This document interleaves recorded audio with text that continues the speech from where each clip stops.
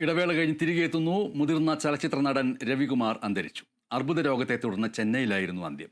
100-ലധികം മലയാള ചലച്ചിത്രങ്ങളിലും നിരവധി തമിഴ് ചിത്രങ്ങളിലും ടെലിവിഷൻ പരമ്പരകളിലും അഭിനയിച്ചിട്ടുള്ള നടനാണ് രവികുമാർ.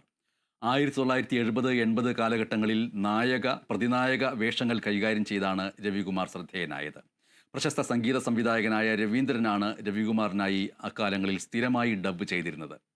ശ്രീനിവാസ കല്യാണം, ദശാവതാരം തുടങ്ങിയ സിനിമകളിലൂടെ അദ്ദേഹം തമിഴകത്തും തൻ്റെ മികവ് തെളിയിച്ചു. ആറാട്ട്, CBI ഭാഗം 5 എന്നീ സിനിമകളിലാണ് അദ്ദേഹം അവസാനമായി അഭിനയിച്ചത്. 70കളിൽ മലയാള സിനിമയിലെ നിറസാന്നിധ്യമായിരുന്നു രവികുമാർ. 71 വയസ്സാണ് അദ്ദേഹത്തിന്. രവികുമാറിൻ്റെ അച്ഛൻ KMK മേനോൻ നിർമ്മാതാവായിരുന്നു. തിരുവനന്തപുരത്തെ രണ്ടാമത്തെ സ്റ്റുഡിയോ ആയിരുന്ന ശ്രീകൃഷ്ണ സ്റ്റുഡിയോയുടെ ഉടമയും ആയിരുന്നു. അമ്മ ഭാരതി മേനോൻ നടിയായിരുന്നു. ദിവ്യദർശനം ഉൾപ്പെടെയുള്ള നിരവധി ചിത്രങ്ങളുടെ നിർമ്മാതാവായിരുന്നു. IV ശശിയുടെ നിരവധി ചിത്രങ്ങളിൽ രവികുമാർ നായകനായിരുന്നു. 1976 റിലീസ് ചെയ്ത അമ്മ എന്ന ചിത്രമാണ് രവികുമാറിനെ മലയാളികൾക്കിടയിൽ പ്രിയങ്കരനാക്കിയത്.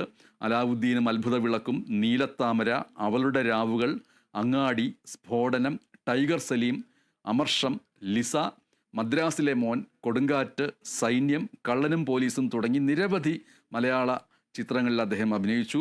മലയാളം തമിഴ് സിനിമകളിലായി 100-ലേറെ ചിത്രങ്ങളിലും ഏതാനും ടെലിവിഷൻ പരമ്പരകളിലും വേഷമിട്ടു. കുറേ നാളുകളായി അർബുദ രോഗത്തിന് ചികിത്സയിലായിരുന്നു. അവസ്ഥ ഗുരുതരമായതിനെ തുടർന്ന് ബുധനാഴ്ച ചെന്നൈ വേളാച്ചേരിയിലെ ആശുപത്രിയിൽ പ്രവേശിപ്പിച്ചിരുന്നു. രാവിലെ 9-ന് അവിടെ വെച്ചായിരുന്നു അന്ത്യം.